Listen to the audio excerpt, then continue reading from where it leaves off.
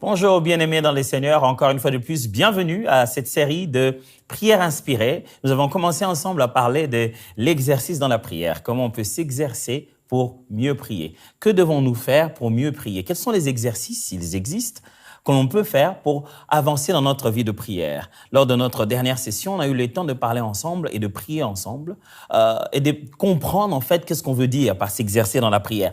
Parce qu'en fait, quand je dis s'exercer dans la prière, l'idée ici, c'est les disciplines spirituelles qui favorisent la croissance dans la prière. À quoi nous devons nous discipliner pour que nous prions mieux? J'ai aussi dit que c'est l'inconfort nécessaire à la maturité dans la prière. Quelquefois, on entre dans une réalité d'inconfort dans la prière.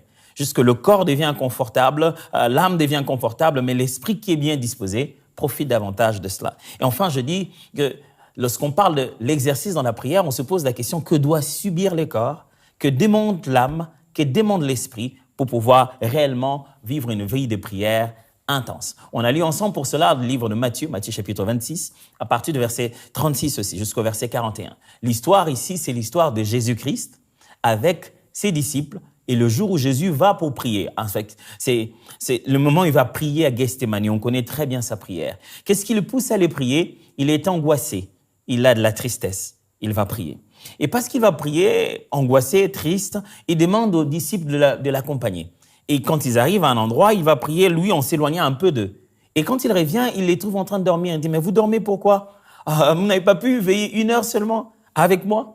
Alors, il leur donne ce conseil, veillez et priez pour ne pas tomber dans la tentation. Et il leur dit, l'esprit est disposé, mais la chair est faible. Démontrant que l'activité spirituelle, la prière, justement, c'est l'activité spirituelle. C'est un bien-être pour l'esprit. Mais de fois, en fait, la chair n'y répond pas. Et l'expression biblique de chair, ça ne veut pas nécessairement parler de cette peau. Quand on parle de la chair dans la Bible, on parle justement de ce mauvais duo de corps et de l'âme. Ce mauvais duo du côté psychologique et du côté physiologique de l'homme qui a ses penchants vers les interdits. Donc, la chair, c'est plus que de la chair. La chair, c'est une tendance de l'homme à pouvoir être attaché à l'iniquité, au péché et au monde. Alors, il dit, ce corps ici humain a tendance à être attiré vers ce qui n'est pas plaisant à Dieu, mais l'esprit, lui, il est disponible à vivre cette relation avec Dieu. Alors, aujourd'hui, on s'est dit qu'on devrait se poser la question, quels sont donc ces exercices? Qu'est-ce qu'on peut faire? En se basant sur Jésus-Christ, en se basant sur les autres apôtres, quels sont les exercices que nous pouvons faire pour pouvoir grandir dans notre vie spirituelle? Quels sont ces exercices? Ouf, intéressant. Ma prière, c'est que vous ne puissiez pas juste les savoir. Parce que ces genres de messages de comment faire, que faire, c'est une très bonne liste que tout le monde connaît, mais que tout le monde ne fait pas. Et très souvent, le plus grand danger dans la vie chrétienne, c'est qu'on sait beaucoup de choses et on n'en fait que très peu. Et ça, nous serons jugés pour ça. Demain, on ne viendra pas dire à Dieu, « Seigneur, je ne savais pas quoi faire pour mieux prier. » Je suis en train de parler de ça. Est-ce que vous prenez l'engagement de pouvoir réellement vous mettre à prier? C'est pas le pasteur qui le fera, c'est pas le groupe de prière de l'église, les amis, on le fera pas sur Zoom, on le fera seul, comme un exercice personnel. Vous savez, vous pouvez vous rendre dans une salle de sport et vous demander de maigrir. On va vous concevoir un programme rempli d'exercices et le coach sera derrière vous hurler. Des fois, je me demande pourquoi on a payé quelqu'un pour qu'il hurle sur nous. Pourquoi on fait ça? Juste parce qu'on veut que quelqu'un nous motive. Mais il ne le fera pas à votre place. Avez-vous déjà remarqué que quelquefois le coach il compte jusqu'à 3, il arrête et il commence à te surveiller, comment tu vas le faire? Tu te demandes, est-ce que lui-même il aurait pu le faire jusqu'à 20 comme il me les demande là? 1, 2, 3, vas-y, continue. Il continue, il commence à compter pour toi. Parce qu'en fin de compte, le corps qui va changer, qui veut avoir cet embonpoint, c'est ce corps qui va être transformé, c'est le vôtre. Le coach, lui, il va bien déjà. Celui qui veut changer, c'est vous et moi. Et on s'est dit, ah voilà, pourquoi il me fait souffrir? Il te fait pas souffrir, il te fait atteindre ton objectif. Alors tout ce que je vais dire ici, personne ne va le faire à votre place. L'Église ne le fera pas ensemble nécessairement. N'attendez pas que ça se fasse selon l'ordre du pasteur dans notre assemblée. Il s'agit des exercices individuels et personnels.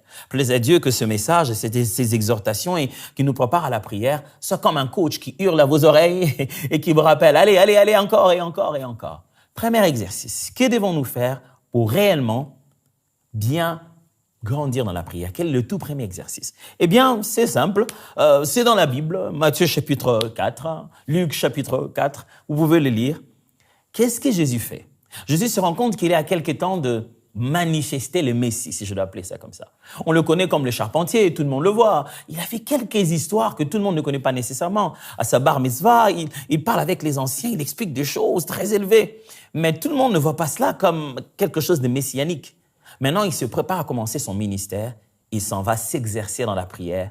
Dans Matthieu chapitre 4, dans Luc chapitre 4, le temps me manquerait de le lire. Nous savons ensemble que depuis le verset 1, la Bible parle du fait qu'il est rempli du Saint-Esprit, fut conduit dans le désert pour être tenté. Il est allé pour jeûner 40 jours et 40 nuits. Quel bel exercice, jeûner. C'est vrai que ça s'est fait deux fois à tort et à travers, cette affaire de jeûner. Et très souvent, nous chrétiens, je ne sais pas pourquoi, on a commencé à prendre l'habitude de jeûner à cause de notre problème. C'est-à-dire, j'ai un problème, alors je veux tellement une solution que je jeûne. On se dit, je vide mon estomac et je me remplis de Dieu. Ce n'est vraiment pas ça, le jeûne. Le but du jeûne, souvenez-vous, pour Jésus, il a bien expliqué, le corps est faible, la chair est faible, l'esprit est disposé. Le jeûne a pour but de pouvoir encore mettre le corps et l'âme au service de l'esprit. Vous désirez Dieu, vous désirez rester dans la prière avec Dieu, mes frères et sœurs. Vous voulez passer un moment intime avec le Seigneur. Quelquefois, le fait que vous ayez tellement d'énergie, votre corps vous demande beaucoup de choses à faire. Quelquefois, vous devez manquer de quoi nourrir le corps pour être disponible spirituellement. Quelquefois, vous devez manquer de quoi nourrir vos émotions pour être disponible spirituellement. Le jeûne est un bel exercice qui, si vous pouvez l'imaginer, fait baisser tout ce qui est du corps et fait monter ce qui est de la disponibilité spirituelle. C'est un exercice spirituel très, très ancien. On passe du temps dans le jeûne. Je ne parle pas de la privation, ne pas manger. Non, je ne parle pas de jeûner, de faire le jeûne alternatif juste pour avoir une meilleure santé. Non, je parle de décider de réduire toute chose qui nous est plaisante, en commençant par le repas et toute autre forme de choses, les choses que nous aimons, auxquelles nous sommes très, très attachés, c'est priver de cela pendant un laps de temps pour se concentrer à la prière. Je parle de prendre le temps qu'on avait donné à autre chose pour le donner à Dieu. Il suffit pas seulement de se dire, moi aujourd'hui je vais pas manger, mais c'est aussi prendre le temps que vous preniez pour manger, pour le consacrer à la prière. C'est aussi prendre le temps que vous preniez pour préparer et le consacrer à la prière. C'est prendre tout ce que vous aviez comme temps dans autre chose qui devenait très important pour vous, quelque chose de nécessaire et d'utile, vous le mettez de côté pour que la prière devienne votre véritable utilité. C'est gêner la nourriture, c'est gêner les distractions, c'est gêner toute autre forme de plaisir. Jeûner, mettre ça de côté, s'en priver pendant un laps de temps. Le but du jeûne, ce n'est pas de voir si ton estomac peut tenir jusqu'à quel niveau. Non, on jeûne pour prier. Ne jeûnez pas pour avoir mal à l'estomac, jeûnez pour prier. Jeûnez pour vous concentrer à la prière. Les apôtres ont jeûné. Jésus a jeûné. Jésus-Christ de Nazareth, notre maître, a jeûné. Vous vous souvenez du jour où on est venu parler à Jésus, on lui a dit, mais écoute, tes disciples, ils sont un peu bizarres, ils respectent pas tout. Alors, on s'est plaigné du fait que les disciples, de fois, ils ne faisaient pas les mêmes choses que tout le monde. Vous vous souvenez une fois ce qu'il leur a dit? Il a dit, vous en faites pas. Tant que je suis encore là, ils peuvent manger tout ce qu'ils veulent. Quand je serai parti, ça sera le temps. Alors, ils se mettront à jeûner et à prier. Ils savaient que les temps seraient durs après lui et que ça nous demanderait de prier autrement. Mes frères et sœurs, pour devenir bon dans la prière, apprenez à vous exercer par la privation. La privation du plaisir, la privation des choses qui sont rudimentaires et essentielles, les choses qui font plaisir à la vie, des choses qui sont utiles à notre existence physique. Vous vous privez de cela pour vaquer à la prière, pour vous concentrer à la prière, pour prendre ces temps-là, pour prendre ces moments-là et les investir dans la prière. Comment vous jeûnez? Vous jeûnez 21 jours, mais vous faites quoi? Pourquoi jeûner pendant 21 jours et n'avoir que 2 minutes par jour pour prier? Non, le but du jeûne, c'est de prendre tout ce temps des autres activités inutiles et les focaliser dans la prière. Vous jeûnez quoi? Quelquefois, à certaines personnes, ils doivent jeûner juste leur maquillage, le temps que ça leur prend de se maquiller. Vous voulez vous exercer à la prière, vous devez vous exercer à vous priver. Vous devez vous exercer à mettre de côté certaines choses. Vous en avez envie? Vous voulez bien de ça, mais je ne prends pas de l'eau jusqu'à telle heure. Je ne prends pas de repas jusqu'à telle heure. Je ne vais pas me maquiller pendant un tel instant. Il y a quelque chose qui remplit les gens de plaisir aujourd'hui, les réseaux sociaux. Je les éteins. Vous savez que si vous éteignez votre téléphone ou vous déconnectez les réseaux sociaux, le lendemain, quand vous allez allumer cela, on ne va pas vous sortir. Vous n'aurez pas un message de vos réseaux sociaux en disant « Pour non-utilisation de plus de 24 heures, vous ne pouvez plus utiliser les réseaux sociaux. » Impossible. En plus, vous trouverez les messages de toutes ces personnes-là. Imaginez-vous, quand quelqu'un vous envoie un voice, il prend 12 minutes à faire un voice. Il a pris 12 de ces minutes qu'il vous a envoyées. C'est-à-dire, il vous impose dans 12 de vos minutes de rien faire d'autre que de l'écouter.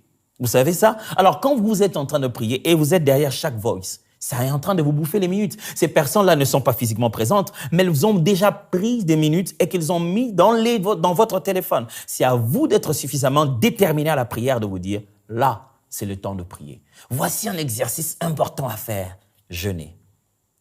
Comment devons-nous jeûner? J'ai dit, on peut se priver de repas, priver d'un autre plaisir corporel, privé des maquillages, privé des réseaux sociaux. Quelquefois, quand on jeûne en famille, nous les parents, nous nous privons des repas, mais ce qu'on fait avec les enfants, on les prive peut-être de quelques sucreries. Pas tout, parce que le cerveau est glucodépendant, il a besoin de sucre. Mais on leur prive de quelques sucreries, on leur prive des jeux télévisés, on leur prive de certaines choses, et on prend ces heures-là à leur parler de Christ, à prier avec eux. Tout le monde peut jeûner. En Israël, des fois, on faisait jeûner jusqu'à les bêtes, jusqu'à un certain moment. Donc, c'est-à-dire, tout le monde peut jeûner. Et je vous en supplie, mes frères et sœurs, apprenons à jeûner. C'est un exercice important. C'est pour tout le monde. Plaise à Dieu qu'après avoir entendu ce temps-ci, vous puissiez vous dire, tiens, quelle est la dernière fois que je jeûnais? Pas que je jeûnais pour me dire, Dieu, j'ai besoin d'argent. Dieu, il y a quelqu'un chez moi à la maison qui est malade. Je jeûne pour sa guérison. Est-ce que vous pouvez jeûner pour Dieu? Mettre de côté les repas juste parce que vous êtes rempli du Saint-Esprit et vous voulez déborder de la grâce de Dieu.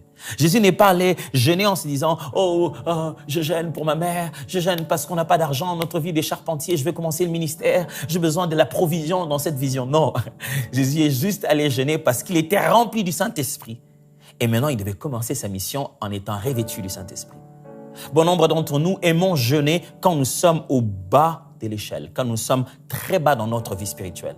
Le jeûne n'est pas fait juste pour vous relever spirituellement quand vous vous sentez vide. Le jeûne est fait surtout quand vous êtes rempli du Saint-Esprit. Oh oui. Imaginez que vous soyez plein et vous allez jeûner. Résultat final, dans votre plénitude, vous serez débordé de l'Esprit. Et c'est ce que je vous souhaite. Une vie de jeûne et de prière. Nous allons prier ensemble et demander à Dieu, Seigneur, aide-moi à savoir la meilleure des choses que je dois jeûner. Parce que les repas, ce n'est pas pour tout le monde. Il y a des gens qui mangent presque pas. Ils mangent presque pas, mais ce qu'ils mangent en réalité, c'est son téléphone. Il y a des gens qui mangent presque pas, mais ce qu'ils mangent en réalité, c'est les regards, à regarder des gens, à regarder des choses. Il y a des gens qui mangent presque pas, mais ce que lui consomme, c'est son ordinateur. Il y a des gens qui mangent presque pas. Tout ce que lui, il consomme, c'est son maquillage. Mais on va tous prier et demander au Seigneur, Père, apprends-moi la chose qui commence à prendre ta place. Apprends-moi à la mettre de côté pour me dédier dans la prière pour toi. Je veux jeûner. Je veux jeûner certaines relations, des relations qui m'éloignent de toi. Je veux jeûner. Je veux jeûner certaines choses qui m'éloignent de toi. Père, j'aimerais passer ces temps dans le jeûne et dans la prière, avant que l'Église nous les demande, avant que ça soit une affaire générale. J'aimerais passer ce temps seul là-bas. Quel est ton jour de jeûne de la semaine? Tu jeûnes pourquoi?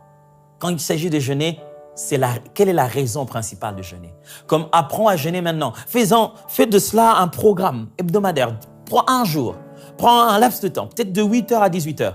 Fais cela comme un exercice. Au début, tu ne prieras pas toute la journée. Tu te battras, tu resteras derrière ta montre pour voir si c'est déjà l'heure de manger. C'est pas grave. C'est un exercice. Dès la première fois, on n'est pas meilleur. Il y a même des fois, quand on a commencé des exercices physiques, au bout d'un certain moment, on commence à ressentir de douleurs. Le seul moyen d'arrêter ces douleurs, c'est de continuer. Alors, je vous en supplie, jeûnons encore. Demandons au Seigneur, Père, quelle est la chose que je dois le mieux jeûner? Cette chose qui, quand tu me dis, voici ce que de quoi tu dois te débarrasser pour guérir, pour montrer, mûrir dans la prière. Seigneur, qu'est-ce que je dois jeûner? Seigneur, de quoi je dois me débarrasser? Seigneur, qu'est-ce que je dois mettre de côté? De quoi je dois me priver?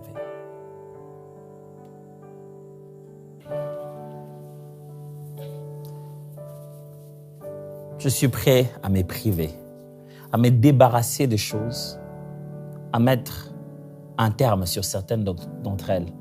Peut-être suspendre momentanément, mais c'est de quoi il s'agit. Vous savez, comme je viens de le dire, il ne s'agit pas seulement de gêner de la nourriture, de se priver de repas. Peut-être que ce n'est pas le repas qui est votre problème. Peut-être que votre problème, c'est qu'il devient si important dans votre cœur, ce dont vous vous détachez pour vaquer à la prière, c'est peut-être les réseaux sociaux. Seigneur, montre-moi de quoi je dois me séparer. Seigneur, montre-moi. Ouvre les yeux de mon cœur. Seigneur, montre-moi. Ouvre les yeux de mon cœur, Seigneur, je t'en prie, montre-moi. Ouvre les yeux de mon cœur, je t'en prie, Seigneur, montre-moi. Je veux jeûner, oui, mais pas au plaisir juste de mon estomac. Je veux pas juste perdre du poids, alléluia. Je veux me priver des choses qui m'alourdissent afin de prendre plus d'aisance dans la prière. Oh oui, Seigneur, montre-moi. Montre-moi, montre-moi. Des fois, ce n'est même pas une question de repas. C'est juste que toute notre famille doit se priver de tous ces chocolats dont on se gavre chaque soir. Mettre un terme à ça parce qu'on veut juste se concentrer à la prière. Tout ce petit plaisir dont on doit se débarrasser. Juste pendant un petit moment, on se dit non, l'heure n'est pas à ça, alléluia. L'heure n'est pas aux séries télévisées qu'on doit suivre ensemble. L'heure n'est pas au restaurant où on doit se rendre chaque soir. L'heure est à la prière. On devrait mettre certains de ces plaisirs de côté parce que c'est le moment de la prière. Quels sont ces plaisirs? Quand vous les listez dans votre vie, vous vous rendez compte que ça, quand je les mets de côté, je peux récupérer le temps. Je peux récupérer l'attention que je donnais à ça et le donner au Seigneur. Je veux me centrer sur toi. Me centrer sur toi. Te redonner toute l'attention. Me priver des matchs de football parce que je veux me centrer sur toi. Seigneur, montre-moi comment me centrer sur toi. Comment me centrer sur toi. Seigneur, montre-moi. Alléluia. Montre-moi. Peut-être qu'il faut annuler 2, 3, 4 réunions ou 4 rendez-vous. Je dois peut-être réadapter mes heures de sport. Peut-être ce qui est devenu mon nouveau Dieu, c'est mon sport. Je tiens tellement à bâtir mon corps que je ne rate jamais mes heures d'être à la gym, mais je rate tout le temps mes temps de prière. Seigneur, montre-moi de quoi je dois me priver pendant ces instants. Seigneur, je t'en prie, montre-moi quel est le jeûne que je dois faire. Quel est le jeûne? Quel genre de jeûne, Seigneur? Est-ce des jeûnes de chaque jour? Est-ce que je dois le faire mi-journée, du matin au soir? Est-ce que je dois le faire juste du matin à midi? Est-ce que je dois jeûner de repas ou je dois peut-être jeûner de mon lit et je dois peut-être me mettre par terre? Montre-moi. Impose ça dans mon cœur de façon adaptée, propre à moi. Quelle est ma privation? Quelle est la privation de notre Église? Oh oui.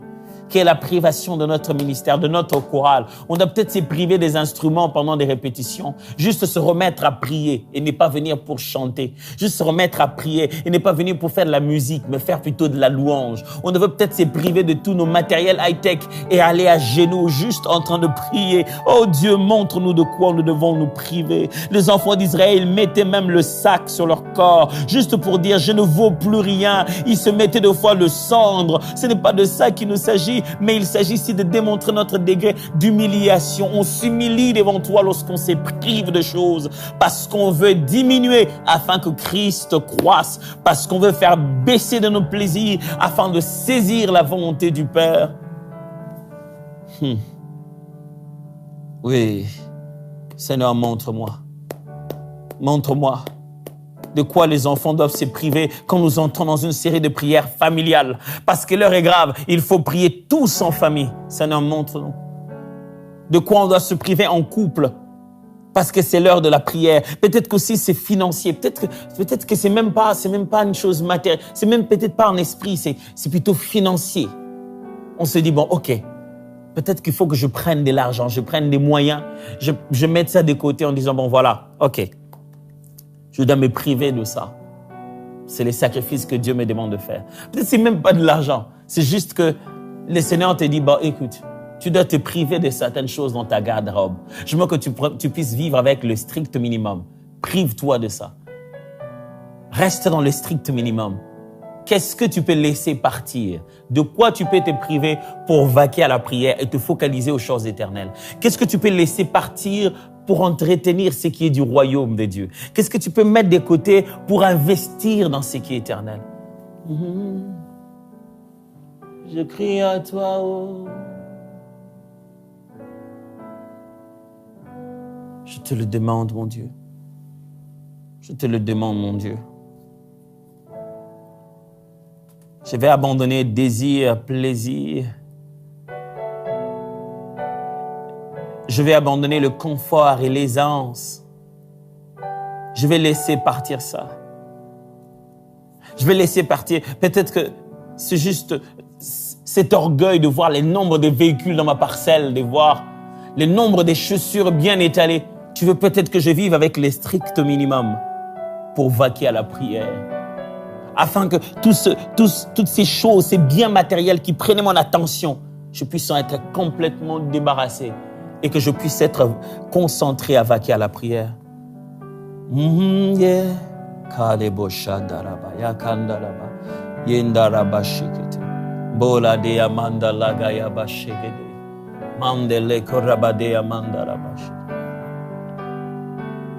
Ouais, l'heure est à la prière. L'heure est à la prière. L'heure n'est pas au plaisir. Peut-être que c'est l'argent des vacances que je dois transformer en argent de retraite. Ouais. Peut-être que c'est ce que j'avais prévu pour aller à la plage que je dois investir pour aller à la montagne. Alléluia. Peut-être que ce que j'avais prévu pour faire les boutiques que je dois mettre de côté pour pouvoir me focaliser à la prière. Je vais savoir quelle est ma privation. De quoi dois-je me priver pour me focaliser à la prière.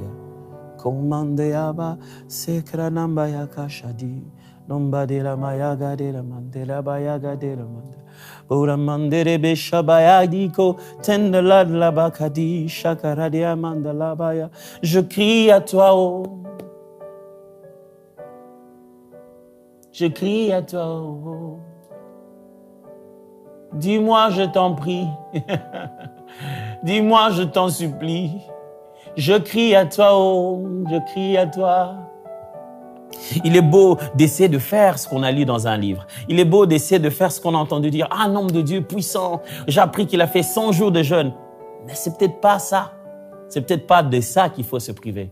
C'est peut-être se priver de son journal. Se priver d'être derrière chaque information à la minute près. De lire tout le temps chaque journal de presse, chaque article. Peut-être tu es tellement derrière l'évolution de la maladie, la pandémie, que ça te stresse. Dieu te dit, est-ce que tu peux te priver un peu de la pandémie et te focaliser à la prière?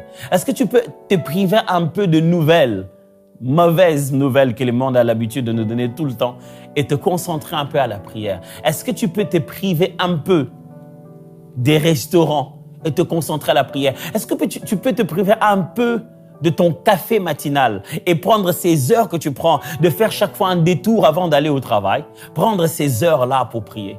Au lieu de te rendre au travail, tu fais toujours un détour, tu t'arrêtes quelque part pour acheter ton café préféré que tu dois mener au lieu de travail. Dieu dit, si tu faisais ces deux tours sans café, si tu prenais l'autre chemin, mais pour prier dans la voiture, pendant que tu es dans la voiture, tu pries. Alléluia. Je m'en vais à la montagne. Je monte à la montagne. Je vais à la recherche de mon roi. Oui, celui la force qui me fait vivre. Je ne vivrai pas du café aujourd'hui. Je ne vivrai pas de thé aujourd'hui. Je ne vivrai pas de mon petit plaisir du jour. Je ferai une semaine et je vais m'en débarrasser. Je vais me priver de ça parce que je vais prier. Parce que je vais chercher Dieu. Parce que je vais prier. Parce que je vais me priver. Et je vais substituer mes besoins les plus fondamentaux au désir de sa présence. Godika yabasha karanayate. Godika shakarabanageando parera mayati shako. Alléluia. Mandega baya ngindo la guie korada baya tate mundala baya. Peut-être que la télé doit s'éteindre. Oui, oui, oui. Donne-moi le pouvoir sur la télé. Des fois, on a l'impression que quand on entre à la maison, il faut absolument allumer la télé. Comme si on ne le faisait pas, on serait privé de quelque chose. Comme si on raterait quelque chose. Donne-moi d'entrer, de sortir, de vivre chez moi sans que je n'ai à me laisser être conduit par la télé. Des fois, il faut l'éteindre. Des fois, il faut éteindre en fait son téléphone. Donne-moi seulement, je t'en supplie, Seigneur, d'apprendre de quoi me priver. Parce que c'est de toi dont j'ai besoin. Je vais me priver me priver de ça, me priver de tout, pour que tu sois mon tout en toutes choses et à chaque instant. Rien que toi, c'est toi que je désire. Ma famille a besoin de toi, mon église a besoin de toi, mon ministère a besoin de toi, ma vie personnelle a besoin de toi. Je veux me priver du reste pour gagner du temps avec toi. C'est ça notre prière à nous tous. Se priver et que cela devienne le style de vie. On s'est dit, je dois toujours me priver de quelque chose quand il le faut pour m'exercer à la prière. Quant à moi, je vous laisse réfléchir dans la prière. Qu'est-ce que Dieu vous demande réellement de vous priver? Vous devez jeûner de quoi?